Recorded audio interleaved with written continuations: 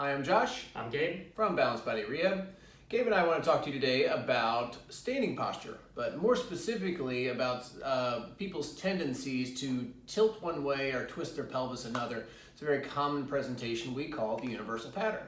And so most times people stand in the universal pattern, they have their pelvis twisted to face to the left, so towards me there.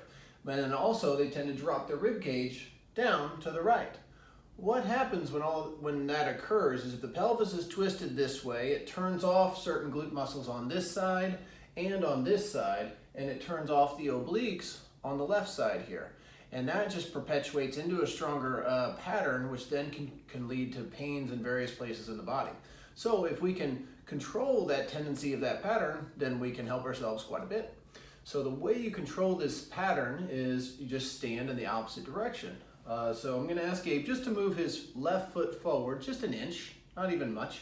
We want to stand in a corrected way so if somebody's looking at you in the grocery store, they don't know you're actually doing something. So you don't want to make it too awkward.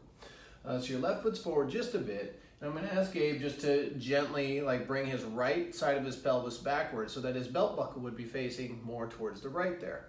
But it's not any extreme. And because the pelvis goes this way then the rib cage actually goes the opposite way because you don't want your body always facing to the right. So the rib cage is naturally going to tuck down to the left then, and I say it tucks back but then also down. So we want that to go down because again the tendency of the rib cage is to fall to the right. When that tucks down, it naturally activates the left abdomen, and when the pelvis twists back, it naturally activates that right glute max, and that's what we want.